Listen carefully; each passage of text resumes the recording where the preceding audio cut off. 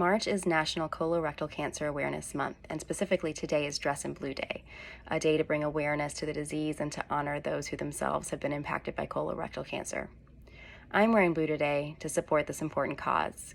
I have a history of abnormal colonoscopies in my family, so my OBGYN recommended that I start screenings early. That should have meant at age 40, but I put it off a bit. Life gets in the way, so I didn't do it until this year. With the kids, though, I try to take all of my, health recommendations pretty seriously, because I know all too well that one of the biggest gifts that parents can really give to their children is as much time with them as possible. So back in January, I went in for a COVID test and went through all of the highly unpleasant steps of having the colonoscopy done.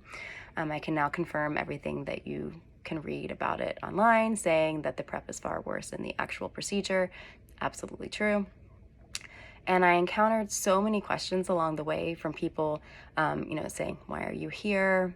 You're so young, you're so healthy, you don't need to be here. Wrong. So when I came out completely in a haze, from the anesthesia still being kind of in my system, I learned that they actually had to remove 2 polyps, one of which is what's called a tubular adenoma. Almost all cancer, colon cancer, starts out as polyps, and the thing about colon cancer is, that time is such a big factor.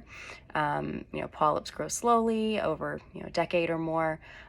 So obviously time is in your favor. If you're able to get in and kind of get those addressed soon, you kind of help to cut off the likelihood that they can potentially spread and become more problematic.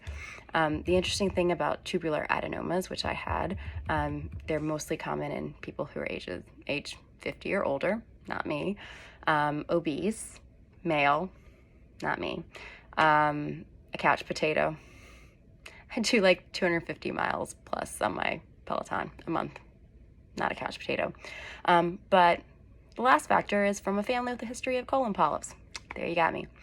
I've since learned that even, with my now elevated risk, history of risk personally, my insurance company will continue to treat this as diagnostic, meaning it's kind of their way of paying less towards the procedure. Their standard point at which they pay for the procedure is at age 50, so even though with elevated risk, they don't care. So, not only do I have a higher risk going forward, I'll be basically committed going forward to do this every 3 years just to, ensure that I'm staying on top of everything. There's not a ton of data about colon cancer rates in people my age because it's not, the screening is not so common to be done at this point, but, I just wanted to share my story. I'm here to say, to take it seriously, know your family history, ask a lot of questions about your insurance and understanding kind of what you're going to expect to pay if you do, kind of take the, the option to get this done earlier than they're suggesting. And if it's going to require you to spend periodically, I now know that that's something to kind of plan into your budget, that you're going to have to face that every, depending on what your doctor recommended. For me, it's the 3-year interval, but you're going to need to be prepared to spend a little bit more on those years to kind of stay on top of that and do what you should be doing, whether your insurance is going to enable you to do that or not. The stats on it are pretty alarming. I know there's, been some additional kind of awareness around it based on the recent death of Chadwick Boseman, who actually had stage 3 colon cancer. So it's definitely something that's important. Definitely to be aware, knowing your history and acting early. Definitely not the most glamorous story to come on here and share, but, hopefully sharing my story, my choice to act early, and stay on top of this will, help you to learn a little bit more and perhaps potentially do the same if your history, indicates a need to do so. So thanks.